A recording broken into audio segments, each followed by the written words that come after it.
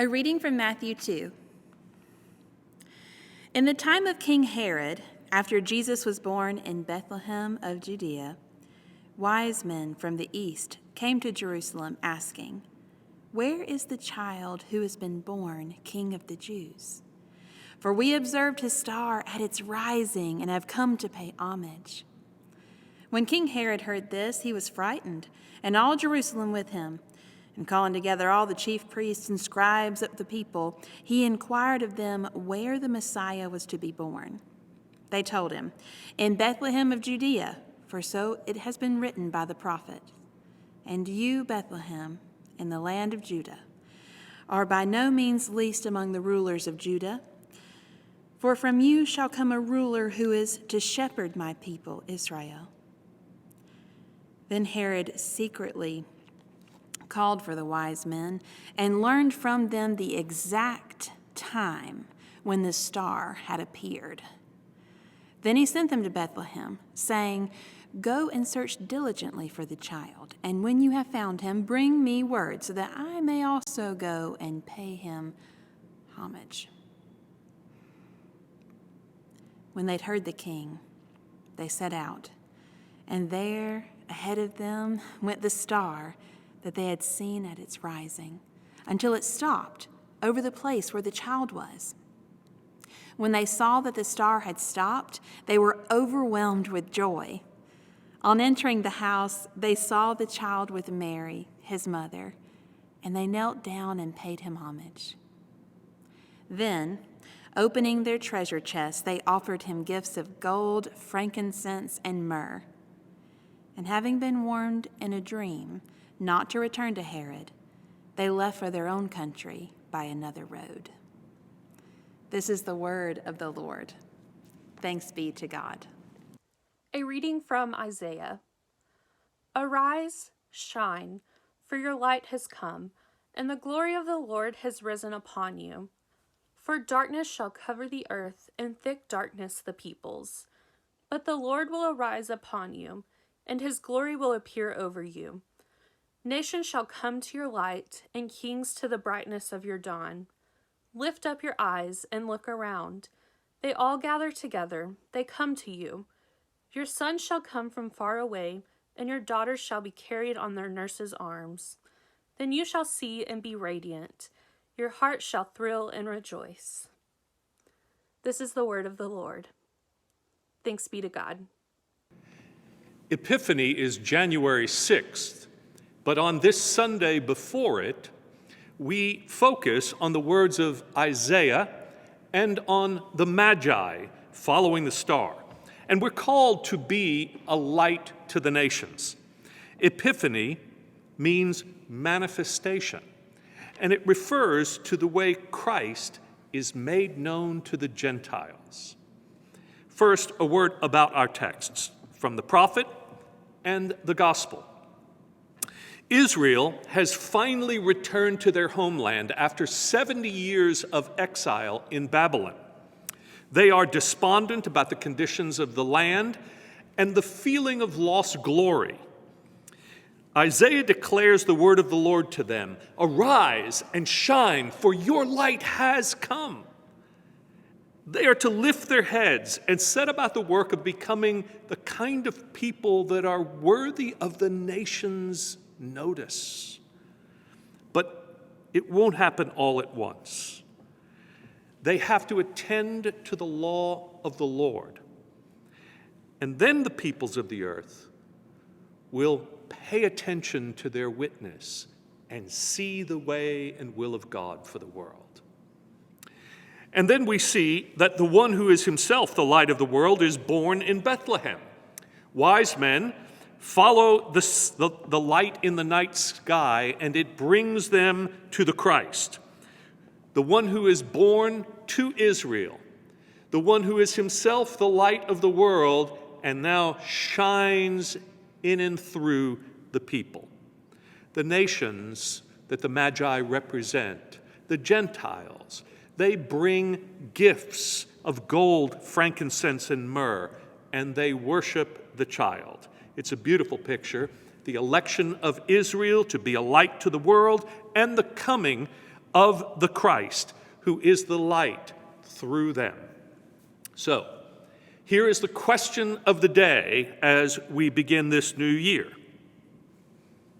If the church today can rightly claim to share in the promises of God to Israel, that the glory of God will shine upon us and radiate through us so that the nations will be drawn to our light, how will we rise and shine in these darkened days of discouragement so that we can truly be an Epiphany church?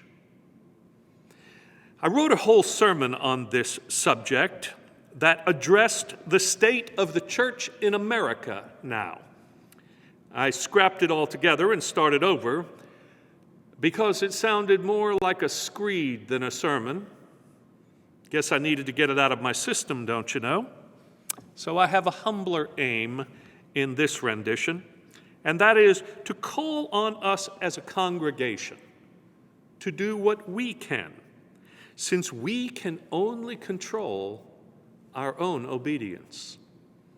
Baptists always start with the small C church before moving on to the big C church, the capital C church. So let's focus on ourselves today, Wilshire, and see what we might contribute to the renewal of the church by trying to help to renew the Baptist movement in our time. Using images of light, I want to attend to a few things, and first is this. We need to keep a steady flame. Now, I don't know if you caught it, but in our pre-recorded liturgical Christmas Eve service, we had trouble with the Christ candle. The wick had gone down to a nub, and the fire kept going out. On the other hand, on the day of Epiphany, one tradition that churches observe is that they will gather up all the Christmas trees of the families in the church, and they will have a big bonfire in order to celebrate the church being the light of the world. Now, a healthy church, I want to say, lives between these two extremes. We need the Spirit's Pentecostal power among us to keep the fire going. But we don't need bonfires of vanity that call attention to ourselves. It's the constancy of the spiritual fire that will do just fine to bring warmth and light to the world. Every church is facing the same challenge today of staying connected during these COVID restrictions. Ours is no different. It's easy to lose touch with one another when we can't come together to worship and pray and to share at the table, to study the scriptures as we always have. And therefore, it's also easy to lose touch with God. Our spiritual lives require attention, and our communal life is God's way of keeping the Spirit alive in us. The church exists as a reminder of God's light that shines through a people dedicated to the light. The state is not the light, and individuals themselves are not the light. If we remain connected to Christ and to each other in these times of discouragement, the world will have a witness. It will see a way forward through us. And that leads to the second thing, our relationship to power. The church gets its power to bear the light from Christ, not from Caesar. Now, Baptists came into being as a form of church that refused to grant spiritual power to the government or to seek power from it. We pioneered the idea of the separation of church and state, and we believe that government should establish and protect religious liberty, not just for us, but for every religion and for those who practice none. How things have changed. If you ask the average person on the street today whether Baptists stand for religious liberty, they will look at you, I suspect, as if you are crazy. Too many Baptists nowadays look to become power brokers in Washington. They want to control the public square. They don't want to live humbly in it. They like to go to the White House and secure the special favor of the president. These Baptists want religious liberty for themselves, and they want to deny it to others at the same time. They have fallen into the idolatry of Christian nationalism, and the light of Christ has dimmed in direct proportion to their increase of secular power. Every time a nation tries to become Christian by use of worldly power, the light of Christ is dimmer. When in the 15th century, King Ferdinand and Queen Isabella of Spain decided that they wanted to Christianize their nation, they wanted to make Spain a light to the world and to the glory of God, they took extreme measures. Their Reconquista plan forced all Jews and Muslims to convert or be tortured or killed. They set Columbus on his journey to find gold and bring it back to them of their own accord. Their conquistadors enslaved native peoples and raped the riches of their lands. And today, you can go visit Spain's empty cathedrals and find a country where the light of Christ is barely a flicker.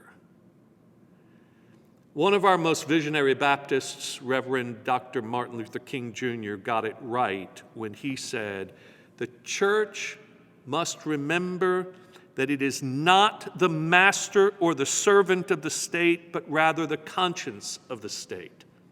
It must be the guide and the critic of the state, and never its tool." There is a reckoning coming for Baptists that have lost our way in this regard. We have to return to our calling to live in the light and not try to blind others by it. We do that by serving the common good, tending to the poor and marginalized in society, loving our neighbor. Our politics should be the politics of Jesus, rescuing the perishing, caring for the dying, liberating the oppressed, standing for justice, offering profligate mercy and justice to all. Which leads then to this.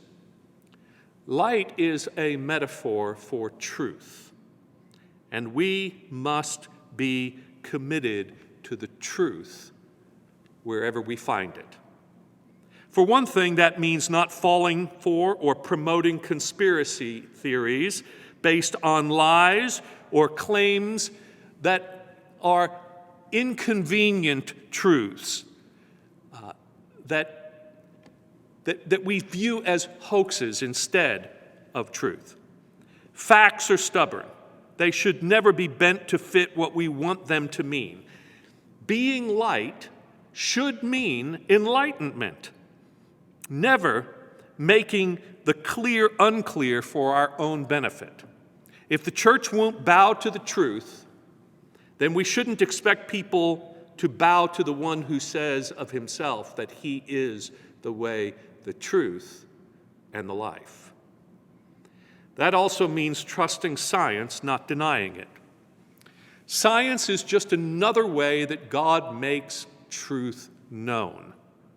Too many Baptists think that they have an absolute purchase on the truth because everything there is that they need to know about anything is found for them in the Bible. They are suspicious of science and see it as a secular means of denying the church its freedom and authority. We see some Baptist churches declaring the coronavirus a hoax and holding services without masks required, only to see their own people coming down with the deadly virus. The reports of subsequent deaths, even just this week, break my heart. Take away just these Baptist skeptics, not to mention all the other evangelical Christians, and we might have seen a different result in this country from the numbers of those who are infected by this illness and the deaths that have plagued us. All truth is God's truth wherever it is found and by whatever means. Just this past week, we've seen another sad example of denying the truth when the 6 presidents of the Southern Baptist seminaries declared critical race theory to be contrary to biblical truth. It must be rejected by Christians, they say, because it was developed by non-Christians using tools of social analysis. Critical race theory points out how racism is embedded in systems of law and education, economics and politics, and must be addressed as such instead of just telling people to change their hearts.